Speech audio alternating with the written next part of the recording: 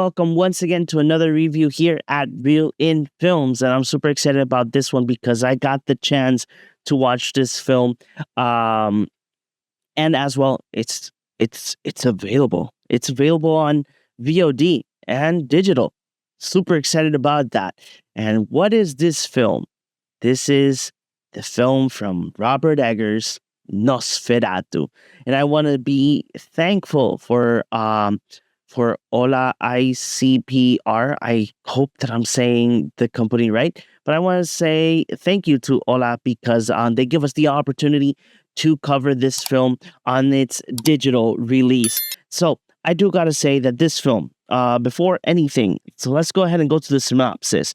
A gothic tale of obsession between a haunted young woman and a terrifying vampire infatuated with her, causing untold horrors in its wake. Directed by Robert Eggers, written by Robert Eggers, Henrik Gallion, and Bram Stoker, and our leads are Nicholas Hoult, Lily Rose Depp, and Billy Skarsgård, and Aaron Taylor Johnson. As well, we have William Dafoe. That I gotta say, I just love his performance. So, going like we did last time, let's go and start with the story. This film is basically a love letter in a different, I would say, sense to the original Nosferatu. I think it was from the 1930s, if I'm not mistaken. But it is a love letter to that previous film. How Robert Eggers brought this story to life in a very modern setting and as well in a beautiful way. Not only the fact that this story has a great script, because the script is, I just loved it. How the love language of those times, in terms of like the accent and the mysticism on some of the dialogue is such beautiful, beautiful script in Nosferatu. And I gotta say that this film is like magnifique. But going back to the story, being the fact that you have such a great explanation from point A to point B with all of these characters. And even though the only thing that I say that I would have loved to see a little bit much more was the portion when Nicholas Hoult is with Bill in the castle. Being the fact that we didn't get that much scenes in the castle, I think that it would have benefited a little bit much more for the film. But again, we're talking about the film is 2 hours and 12 minutes. But hey, Robert, I know that you announced that there is an extended version. I'm crazy to watch it as well. If you guys go to our Instagram, we did post all of the information of the Blu-ray and the DVD, and that there is going to be an extended version of the film. So yes.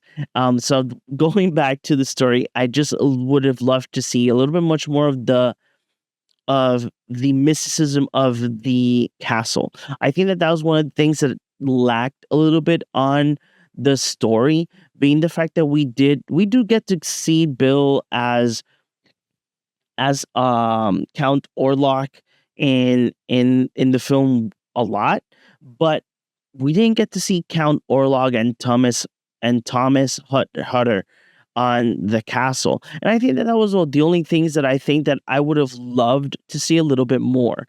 But still, in regards to story, script, both of the things were phenomenal. Being the fact that the story just gives us all of the details in hand and a way that you as the audience can enjoy and not be confused of is really nice. How Robert Eggers got to do this, and that's not the only thing that I gotta say. The way that the actors now jumping into performances and the cast is phenomenal. I loved them all. I gotta say, obviously, my favorite is William Dafoe as Professor Albin Eberhard von Franz. I know that probably everybody was super excited for Bill Skarsgård, Aaron Taylor Johnson, Nicholas Hoult, and Lily Rose Depp. But for me, William Dafoe was like the man. Even though he was not like in the whole film, but William Dafoe for me was like the highlight of the film. But In terms of performances, I like them all. I love the fact that even though, and this is something that I want to say, and I know that Aaron Taylor Johnson has had a rough record in films, but Aaron Taylor Johnson, even though he had that major flop with Craven the Hunter, that we will review that film as well, but still, Aaron in this film, what a performance! Wow. Aaron, you need to change. You need to get, tell your agent to get you better films, man. um, and Nicholas and Bill, wow, all of their performances were phenomenal. Like I said, the script is amazing. The script is amazing. All of their performances is just wow, is great. But obviously, my highlight is Willem Dafoe. um, but the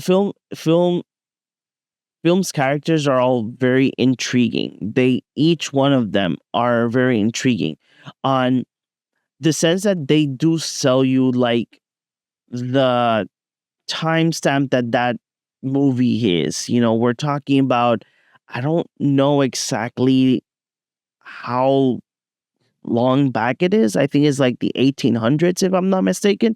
But the film, how these actors brought these accents and brought these characters to life is phenomenal.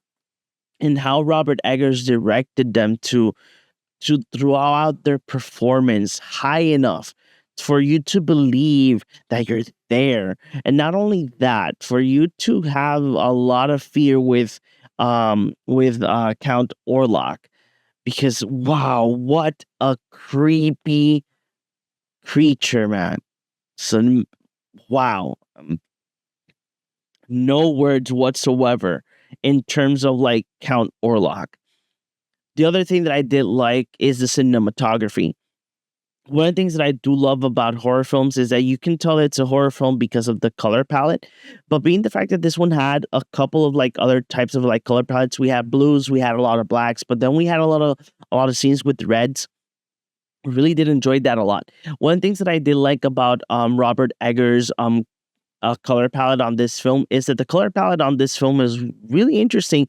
Like he put like a lot of saturation in regards to like the dark colors, and even though it looked a little bit dark because in in my sense I saw that in a screener form, not in the theater, but I do gotta say that still the appreciation that I could enjoy the whole film either way as a screener, like, watching it in my living room, the experience it was still phenomenal. Even though I do want to get a chance, if I do get a chance, if it's still in theaters, I do want to get to see this film in theaters. Um, but still, it's just how phenomenal Robert Eggers, how he created this film, and it's still 100% enjoyable on the comfort of your home. And being the fact that it's going to be released in all of the digital platforms, is not platforms as streaming services, but on all these like VODs and digital and DVDs and Blu-rays, it's amazing. And Nosferatu is a great, amazing film. I gotta say that if I would have seen this film before our top five 2024 films with Cinema's podcast, Nosferatu would have been, I think, in the top three out of the five that I chose.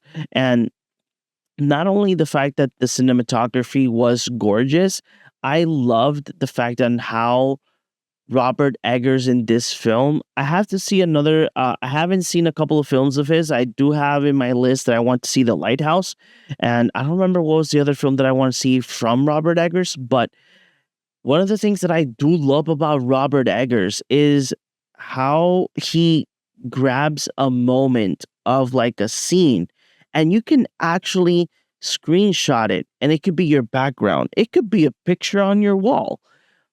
I would love to have the scene where Willem Dafoe is just laughing very cynically with the fire going behind him.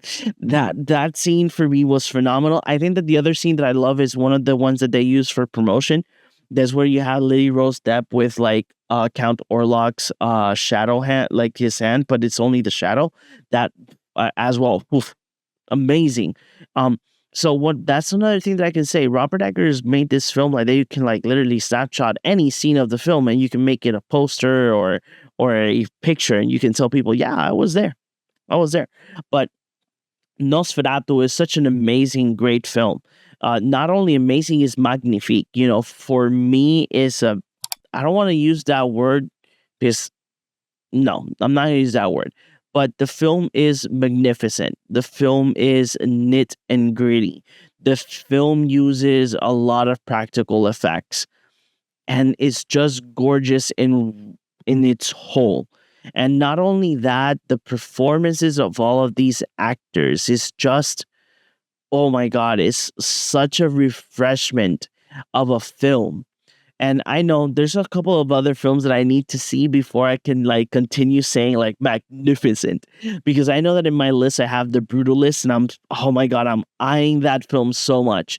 But Nosferatu is such an amazing, great film. It's a must watch when it releases on digital platforms. You guys should be able to get to go ahead and see it.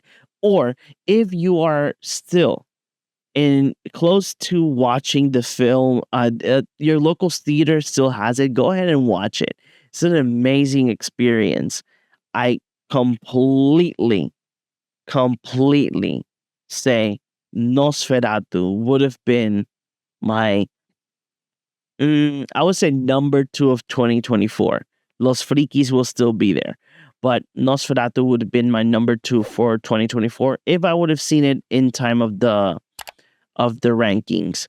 So I would recommend this film 100%. And nothing, guys. If you guys want to comment below your thoughts of Nosferatu, if you have already seen it, tell me in the comments below what you think about the film and if it's something that you would rewatch again. Nothing, guys. If you guys want to follow us in all of our social media, hey, look for Real In Films in all of our social media. And if you guys want to follow me and my journey as a content creator and a father, hey, go to Instagram and look for me as CinemaDadPR. So nothing, guys. We will see you all in the next one.